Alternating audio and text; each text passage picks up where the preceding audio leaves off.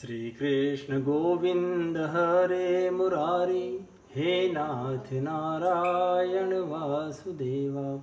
श्री कृष्ण गोविंद हरे मुरारी, हे नाथ नारायण वासुदेवा। हे नाथ नारायण वासुदेवा, हे नाथ नारायण वासुदेवा। श्रीमद्भागवत नवम स्कंद अथ षष्ठो अध्याय। इक्ष्वाकु के वंश का वर्णन, मानधाता और सौरभी ऋषि की कथा। श्री शुकवाच विरूपकेतुमांछं भूरंबरीश सुतास्त्रय विरूपात प्रषदश्वो भूत तत्पुत्रस्तु रथितरस्या प्रजस्य भार्यायां तन्तवेर्थितः अंगिराजनयामास ब्रह्मवर्चस्विनः सुतान्। श्री सुखदेव जी कहते हैं, परीक्षित, अम्बरीश के 3 पुत्र थे, विरूप, केतुमान और शंभु। विरूप से प्रषदश्व और उसका पुत्र रथितर हुआ। रथितर संतानहीन था। वंश परंपरा की रक्षा के लिए उसने अंगिरा ऋषि से प्रार्थना की। उन्होंने उसकी पत्नी से ब्रह्मतेज से संपन्न कई पुत्र उत्पन्न किए। एते क्षेत्रे प्रसूता वे पुनस्त्वांगिरसा स्मृता रथितराणाम प्रवरा छत्रोपेता द्विजातयः। क्षुवतस्तु मनोर्जज्ञे इक्ष्वाकुर्घाणतः सुतः तस्य पुत्र शत ज्येष्ठा विकुक्षी निमिदण्डकः। तेषां पुरस्ताद् भवन्नार्यावर्ते नृपा नृप 25 पश्चाच्च त्रयो मध्यपरेण्यतः। स एकदराष्ट्रका श्राद्धे इक्ष्वाकु सुतमादिशत मांसमानीयतां मेध्यं विकुक्षे गच्छमाचिरम्। तथेति स वनं गत्वा मृगान् हत्वा क्रियार्हणान् श्रान्तो बुभुक्षितो वीर शशं चाददप स्मृतिः। शेषं निवेदयामास पित्रे तेन च तद्गुरु चोदित प्रोक्षणायाः दुष्टमे तदकर्मकम्। ज्ञात्वा पुत्रस्य ततः कर्म गुरुणाभिहितं नृप देशान्निसारयामास सुतं त्यक्तविधिं रुषा। स तु विप्रेण संवादं जापकेन समाचरन् त्यक्त्वा कलेवरं योगी स तेनावावयत परम्। पितर्युपरतेभ्येत्य विकुक्षी प्रथ्वीमिमां सा सदीजे हरिं यज्ञे शशाद इति विश्रुतः। यद्यपि ये सब रथितर की भार्या से उत्पन्न हुए थे, इसलिए इनका गोत्र वही होना चाहिए था जो रथितर का था। फिर भी वे आंगिरसी कहलाए। ये ही रथितर वंशियों के प्रवर, कुल में सर्वश्रेष्ठ पुरुष कहलाए, क्योंकि ये छत्रोपेत ब्राह्मण थे। क्षत्रिय और ब्राह्मण दोनों गोत्रों से इनका संबंध था। परीक्षित, एक बार मनुजी के छींकने पर उनकी नासिका से इक्ष्वाकु नाम का पुत्र उत्पन्न हुआ। इक्ष्वाकु के 100 पुत्र थे। उनमें सबसे बड़े 3 थे, विकुक्षी, निमि और दंडक। परीक्षित, उनसे छोटे 25 पुत्र आर्यावर्त के पूर्व भाग के और 25 पश्चिम भाग के तथा उपयुक्त 3 मध्य भाग के अधिपति हुए। शेष 47 दक्षिण आदि अन्य प्रांतों के अधिपति हुए। एक बार राजा इक्ष्वाकु ने अष्टका श्राद्ध के समय अपने बड़े पुत्र को आज्ञा दी, विकुक्षे, शीघ्र ही जाकर श्राद्ध के योग्य पवित्र पशुओं का मांस लाओ। वीर विकुक्षी ने बहुत अच्छा कहकर वन की यात्रा की। वहां उसने श्राद्ध के योग्य बहुत से पशुओं का शिकार किया। वह थक तो गया ही था, भूख भी लगाई थी, इसलिए यह बात भूल गया कि श्राद्ध के लिए मारे हुए पशु को स्वयं न खाना चाहिए। उसने एक खरगोश खा लिया। विकुक्षी ने बचा हुआ मांस लाकर अपने पिता को दिया। इक्ष्वाकु ने अब अपने गुरु से उसे प्रोक्षण करने के लिए कहा। तब गुरुजी ने बताया कि यह मांस तो दूषित एवं श्राद्ध के अयोग्य है। परीक्षित, गुरुजी के कहने पर राजा इक्ष्वाकु को अपने पुत्र की करतूत का पता चल गया। उन्होंने शास्त्रीय विधि का उल्लंघन करने वाले पुत्र को क्रोधवश अपने देश से निकाल दिया। तदनंतर राजा इक्ष्वाकु ने अपने गुरुदेव वशिष्ठ से ज्ञान विषयक चर्चा की। फिर योग के द्वारा शरीर का परित्याग करके उन्होंने परम पद प्राप्त किया। पिता का देहांत हो जाने पर विकुक्षी अपनी राजधानी में लौट आया और इस पृथ्वी का शासन करने लगा। उसने बड़े बड़े यज्ञों से भगवान की आराधना की और संसार में शशाद के नाम से प्रसिद्ध हुआ।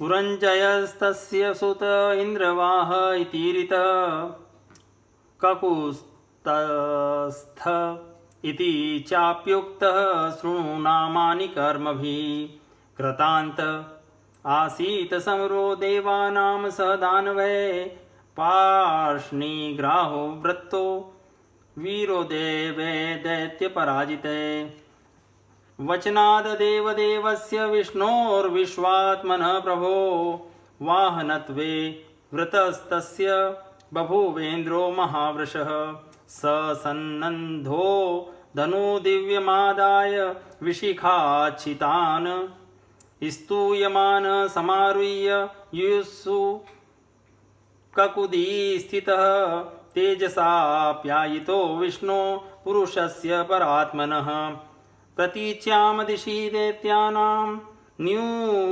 न्यरुणत त्रिदशपुरं तैस्तस्य चाभूत प्रधनं तुमुलं लोमहर्षणं यमाय भल्लेरनयद दैत्यान् ये भिययुर्मध्ये तस्येषु पाताभिमुखं युगान्ताग्निमिवोल्बणं विसृज्य वुदैत्या हन्यमाना स्वमालयं जित्वा पुरं धनं सर्वं सश्रीकं वज्रपाणये प्रत्यक्षत स राजर्षिरिति नामभिराहत पुरञ्जयस्य पुत्रो भूद नेनास्तत्सुत पृथु विश्वरन्धिस्ततश्चन्द्रो युवनाश्वश्च तत्सुतः शाबस्तत्स सुतो येन शाबस्ति निर्ममे पुरी बृहदश्वस्तु शाबस्तिस्ततः कुवलयाश्वकः। विकुक्षी के पुत्र का नाम था पुरंजय। उसी को कोई इंद्रवाह और कोई ककुस्थ भी कहते हैं। जिन कर्मों के कारण उसके ये नाम पड़े उन्हें सुनो। सत्ययुग के अंत में देवताओं का दानवों के साथ घोर संग्राम हुआ था। उसमें सबके सब देवता दैत्यों से हार गए। तब उन्होंने वीर पुरंजय को सहायता के लिए अपना मित्र बनाया। पुरंजय ने कहा कि यदि देवराज इंद्र मेरे वाहन बने तो मैं युद्ध कर सकता हूँ। पहले तो इंद्र ने अस्वीकार कर दिया, परंतु देवताओं के आराध्य देव सर्वशक्तिमान विश्वात्मा भगवान की बात मानकर पीछे वे एक बड़े भारी बैल बन गए। सर्वांतर्यामी भगवान विष्णु ने अपनी शक्ति से पुरंजय को भर दिया। उन्होंने कवच पहनकर दिव्य धनुष और तीखे बाण ग्रहण कर लिए। इसके बाद बैल पर चढ़कर वे उसके ककुद डील के पास जाकर बैठ गए। इस प्रकार वे युद्ध के लिए तत्पर हुए। तब देवता उनकी स्तुति करने लगे। देवताओं को साथ लेकर उन्होंने पश्चिम की ओर से दैत्यों का नगर घेर लिया। वीर पुरंजय का दैत्यों के साथ अत्यंत रोमांचकारी घोर संग्राम हुआ। युद्ध में जो दैत्य उनके सामने आए, पुरंजय ने बाणों के द्वारा उन्हें यमराज के हवाले कर दिया। उनके बाणों की वर्षा क्या थी? प्रलय काल की धधकती हुई आग थी। जो भी उसके सामने आता छिन्न भिन्न हो जाता। दैत्यों का साहस जाता रहा। वे रणभूमि छोड़कर अपने अपने घरों में घुस गए। पुरंजय ने उनका नगर, धन और ऐश्वर्य सब कुछ जीत कर इंद्र को दे दिया। इसी से उन राजर्षि को पुर जीतने के कारण पुरंजय, इंद्र को वाहन बनाने के कारण इंद्रवाह और बैल के ककुद पर बैठने के कारण ककुस्थ कहा जाता है। पुरंजय का पुत्र था अनेना, उसका पुत्र पृथु हुआ। पृथु के विश्वरंधी, उसके चंद्र और चंद्र के यूनाशु। यूनाश के पुत्र हुए शाबस्त, जिन्होंने शाबस्तपुरी बसाई। शाबस्त के बृहदश्व और उसके कुवलयाश्व हुए। यह प्रीत्यार्थमुन्तकस्य धुन्धुनासुरं बली सुता नामेकविंशत्या सहस्रहनदव्रतः धुन्धुमारिति ख्यातस्त सुतास्ते च ज्वज्वलु धुन्धोर्मुखाग्निना सर्वे त्रय एवावशेषितः। दृढाश्व कपिलाश्वश्च भद्राश्व इति भारत। दृढाश्व पुत्रो हर्यश्वो निकुम्भस्तत्सुतः स्मृत। बहर्णाश्वो निकुम्भस्य कृशाश्वोऽथास्य सेनजित्। युवनाश्वो भवत तस्य सोनपत्यो वनं गतः। भार्या शतेन निर्विण्ण ऋषयोऽस्य कृपालवः। इष्टिं स्म वर्तयांच कुरेन्द्रिते सुसमाहितः। राजा यद यज्ञसदनं प्रविष्टो निशीतर्षितः। दृष्ट्वा शयानान् विप्रास्तान् पपो मन्त्रजलं स्वयं। उत्थितास्ते निशाम्याथ व्यूदकं कलशं प्रभो। पप्रच्छु कस्य कर्मेदं पीतपुंसवनं जलम्। राज्ञा पीतं विदित्वाथ ईश्वरः प्रहितेन ते। ईश्वराय नमः शक्रुर्हो देव बलं बलम्। ततः कालोपावृत्ते कुक्षिं निर्विद्य दक्षिणं। युवनाश्वस्य तनयश्चक्रवर्ती जजानः। कन्धास्यति कुमारोऽयं स्तन्यरोरुयते भृशं। मां धातावस्य मा रोदीरितीन्द्रो देशनीमदात्। ये बड़े बली थे। उन्होंने उतंक ऋषि को प्रसन्न करने के लिए अपने 21,000 पुत्रों को साथ लेकर धुंधु नामक दैत्य का वध किया। इसी से उनका नाम हुआ धुंधुमार। धुंधु दैत्य के मुख की आग से उनके सब पुत्र जल गए। केवल 3 ही बच रहे थे। परीक्षित, बचे हुए पुत्रों के नाम से दृढ़ाश्व, कपिलाश्व और भद्राश्व। दृढ़ाश्व से हर्यश्व और उससे निकुंभ का जन्म हुआ। निकुंभ के बहरणाश्व, उसके कृशाश्व, कृशाश्व के सेनजित और सेनजित के युवनाश्व का नाम का पुत्र हुआ। युवनाश्व संतानहीन था, इसलिए वह बहुत दुखी होकर अपनी 100 स्त्रियों के साथ वन में चला गया। वहाँ ऋषियों ने बड़ी कृपा करके युवनाश्व से पुत्र प्राप्ति के लिए बड़ी एकाग्रता के साथ इंद्र देवता का यज्ञ कराया। एक दिन राजा युवनाश्व को रात्रि के समय बड़ी प्यास लगी। वह यज्ञशाला में गया, किंतु वहाँ देखा कि ऋषि लोग सो रहे हैं। तब जल मिलने का कोई और उपाय न देख वह उसने मंत्र से अभिमंत्रित जल ही पी लिया। परीक्षित, जब प्रातःकाल ऋषि लोग सोकर उठे और उन्होंने देखा कि कलश में तो जल ही नहीं है, तब उन लोगों ने पूछा कि यह किसका काम है? पुत्र उत्पन्न करने वाला जल किसने पी लिया? अंत में जब उन्हें मालूम हुआ कि भगवान की प्रेरणा से राजा युवनाश्व ने ही उस जल को पी लिया है, तो उन लोगों ने भगवान के चरणों में नमस्कार किया और कहा, धन्य है, भगवान का बल ही वास्तव में बल है। इसके बाद प्रसव का समय आने पर युवनाश्व की दाहिनी कोख फाड़कर उसके एक चक्रवर्ती पुत्र उत्पन्न हुआ। उसे रोते देख ऋषियों ने पूछा, यह बालक दूध के लिए बहुत रो रहा है, अतः किसका दूध पिएगा? तब इंद्र ने कहा, मेरा पिएगा। माँ धाता, बेटा तू रो मत। यह कहकर इंद्र ने अपनी तर्जनी अंगुली उसके मुंह में डाल दी। न ममार पिता तस्य विप्रदेव प्रसादतः। युवनाश्वोऽथ तत्रैव तपसा सिद्धिमन्वगात्। त्रसद्दस्यूरितीन्द्रोऽङ्ग विदधे नाम तस्य वै। यस्मात् तत्र सन्ति युद्विग्ना दस्यवो रावणादयः। यौवनाश्वोऽथ मान्धाता चक्रवर्त्यवनिं प्रभु। सप्तद्वीपवतीमेक शशासाच्युत तेजसा। इजे च यज्ञं क्रतुभिरात्मविद भूरि दक्षिणे। सर्वदेवमयं देवं सर्वात्मकमतीन्द्रियं। द्रव्यं मन्त्रो विधिर्यज्ञो यजमानस्ततर्त्विज। धर्मो देशश्च कालश्च सर्वमेतद् यदात्मकं। यावत् सूर्य उदेति स्म यावच्च प्रतितिष्ठति। सर्वं यद् यौवनाश्वस्य मान्धातु क्षेत्रमुच्यते। शशबिन्दोर्दुहितरी बिन्दुमध्यामधानृपः। पुरुकुत्समं वरीशं मुचुकुन्दं च योगिनं। तेषां स्वसारः 50 सौभरिं व्रविरेपतिं। यमुनान्तर्जले मग्न स्तप्यमानः परं तपः। निवृत्तिं मीनराजस्य वीक्ष मैथुन धर्मिणः जाति स्पृहो नृपं विप्र कन्या में काम याचत सोप्याह गृहतां ब्रह्मण कामम कन्या स्वयंवरे। ब्राह्मण और देवताओं के प्रसाद से उस बालक के पिता युवनाश्व की मृत्यु नहीं हुई, वह वहीं तपस्या करके मुक्त हो गया। परीक्षित, इंद्र ने उस बालक का नाम रखा त्रसदस्यु, क्योंकि रावण आदि दस्यु लुटेरे उससे उद्विग्न एवं भयभीत रहते थे। युवनाश्व के पुत्र मानधाता त्रसदस्यु चक्रवर्ती राजा हुए। भगवान के तेज से तेजस्वी होकर उन्होंने अकेले ही सातों द्वीप वाली पृथ्वी का शासन किया। वे यद्यपि आत्मज्ञानी थे, उन्हें कर्मकांड की कोई विशेष आवश्यकता नहीं थी, फिर भी उन्होंने बड़ी बड़ी दक्षिणा वाले यज्ञों से उन यज्ञ स्वरूप प्रभु की आराधना की, जो स्वयं प्रकाश, सर्वदेव स्वरूप, सर्वात्मा एवं इंद्रियातीत हैं। भगवान के अतिरिक्त और है ही क्या? यज्ञ की सामग्री, मंत्र, विधि विधान, यज्ञ, यजमान, ऋत्विज, धर्म, देश और काल, ये सब का सब भगवान का ही स्वरूप तो है। परीक्षित, जहाँ से सूर्य का उदय होता है और जहाँ वे अस्त होते हैं, वह सारा का सारा भूभाग युवनाश्व के पुत्र मानधाता के ही अधिकार में था। राजा मानधाता की पत्नी शशबिंदु की पुत्री बिंदुमती थी। उनके गर्भ से 3 पुत्र हुए, पुरुकुस, अम्बरीश, ये दूसरे अम्बरीश हैं, और योगी मुचुकुंद, इनकी 50 बहिनें थी।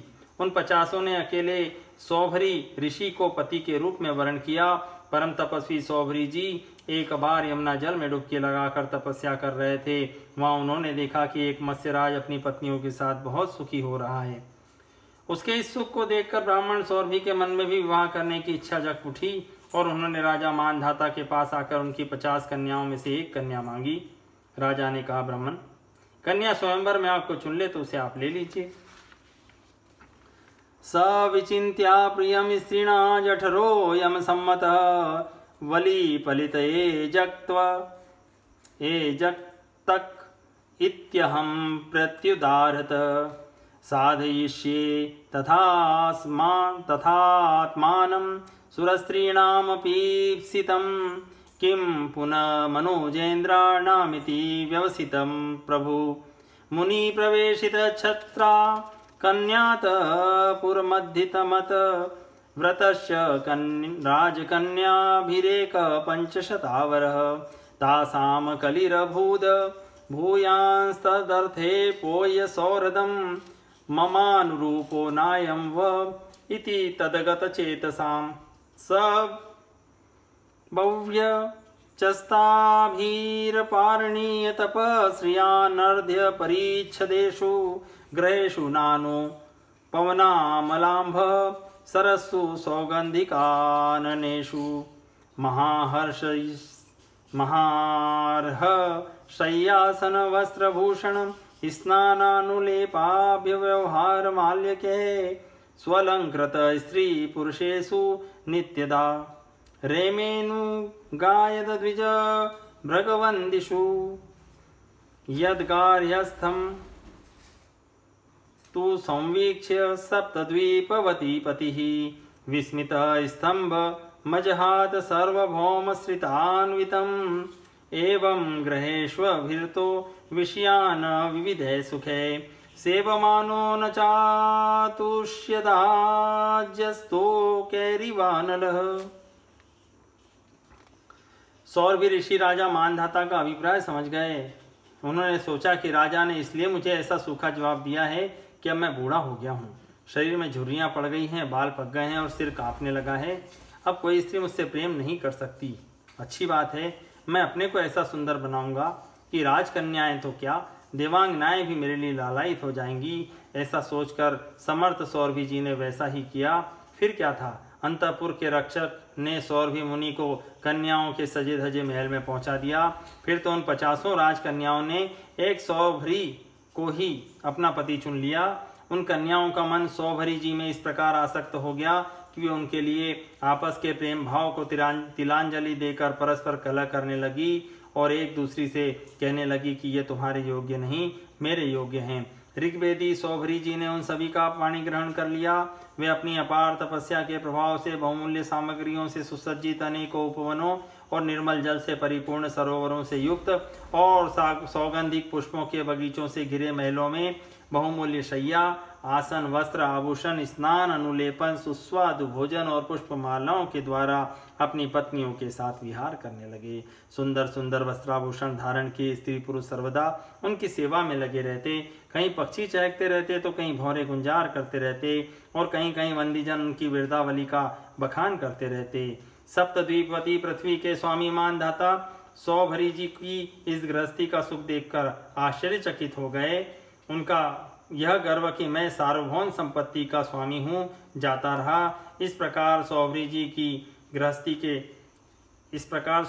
गृहस्थी के सुख में रम गए और अपनी निरोग इंद्रियों से अनेकों विषयों का सेवन करते रहे।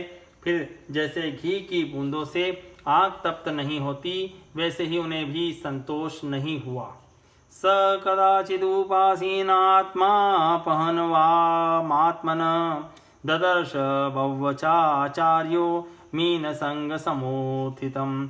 अहो इमं पश्यत मे विनाशं तपस्विना सचरितव्रतस्य अन्तर्जले वारिचर प्रसंगात् प्रच्यावितं ब्रह्मचिरं धृतं यत् संगत्यजेत मिथुनवृत्तिना मुमुक्षु सर्वात्मना न वृसजेद बहिरिन्द्रियाणि एकश्चरण रहसि चित्तमनन्तैषे युञ्जीत तद्व्रतिषु साधुषु चेत प्रसंगः एकस्तप्स्वयहं माथाम्भसि मत्स्य संगात् पंचाशदा समुत पंचसहस्रसर्गः नान्तं व्रजाम्युभये कृत्य मनोरथानां माया गुणैर्हतमति विषयेऽर्थ भावः। एवं वसन ग्रहे कालं विरक्तो न्यासमास्थितः वनं जगामानुययुस्तत्पत्न्य पतिदेवतः तत्र पत्वा तपस्तीक्ष्णमात्मकर्षणमात्मवान् सहेवाग्निभिरात्मानं युयोज परमात्मनि। ऋग्वेदाचार्य सौभरी जी एक दिन स्वस्थ चित्त से बैठे हुए थे। उस समय उन्होंने देखा कि मत्स्यराज के क्षण भर के संग से किस प्रकार मैं अपनी तपस्या तथा अपना आपा तक खो बैठा। वे सोचने लगे, अरे मैं तो बड़ा तपस्वी था, मैंने भली भांति अपने व्रतों का अनुष्ठान भी किया था। मेरा यह अधपतन तो देखो, मैंने दीर्घ काल से अपने ब्रह्म तेज को अक्षुण्ण बनाए रखा था, परंतु जल के भीतर विहार करती हुई एक मछली के संसर्ग से मेरा वह ब्रह्म तेज नष्ट हो गया। अतः जिसे मोक्ष की इच्छा है उस पुरुष को चाहिए कि वह भोगी प्राणियों का संग सर्वथा छोड़ दे और एक क्षण के लिए भी अपनी इंद्रियों को बहिर्मुख न होने दे, अकेला ही रहे और एकांत में अपने चित्त को सर्वशक्तिमान भगवान में ही लगा दे। यदि संग करने की आवश्यकता ही हो तो भगवान के अनन्य प्रेमी निष्ठावान महात्माओं का ही संग करे। मैं पहले एकांत में अकेला ही तपस्या में संलग्न था, फिर जल में मछली का संग होने से विवाह करके 50 हो गया और फिर संतानों के रूप में 5000। विषयों में सत्य बुद्धि होने से माया के गुणों ने मेरी बुद्धि हर ली। अब तो लोक और परलोक के संबंध में मेरा मन इतनी लालसाओं से भर गया है कि मैं किसी तरह उनका पार ही नहीं पाता। इस प्रकार विचार करते हुए वे कुछ दिनों तक तो घर में ही रहे, फिर विरक्त होकर उन्होंने संन्यास ले लिया और वे वन में चले गए। अपने पति को ही सर्वस्व मानने वाली उनकी पत्नियों ने भी उनके साथ ही वन की यात्रा की। वहां जाकर परम संयमी सौभरी जी ने बड़ी घोर तपस्या की, शरीर को सुखा दिया तथा आहवनीय आदि अग्नियों के साथ ही अपने आप को परमात्मा में लीन कर दिया। ता स्वपर्युर्महाराज निरीक्षाध्यात्मिकीं गतिम् अन्वीयुस्तत्प्रभावेण अग्निं शांतमिवार्चिषः। परीक्षित, उनकी पत्नियों ने जब अपने पति सौभरी मुनि की आध्यात्मिक गति देखी, तब जैसे ज्वालाएं शांत अग्नि में लीन हो जाती है, वैसे ही वे उनके प्रभाव से सती होकर उन्हीं में लीन हो गई, उन्हीं की गति को प्राप्त हुई। इति श्रीमद्भागवते महापुराणे पारमहंस्यां संहितायां नवम स्कंदे सौभर्याख्याने षष्ठोऽध्याय संपूर्णम्।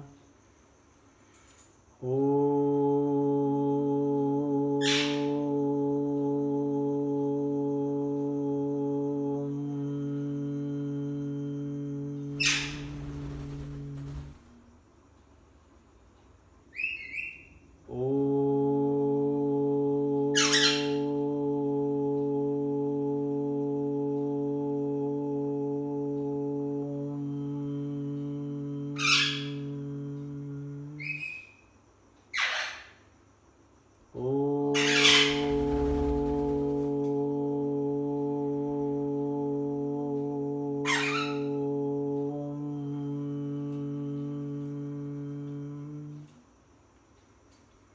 श्री कृष्ण गोविंद हरे मुरारी, हे नाथ नारायण वासुदेवा। श्री कृष्ण गोविंद हरे मुरारी, हे नाथ नारायण वासुदेवा। हे नाथ नारायण वासुदेवा, हे नाथ नारायण वासुदेवा।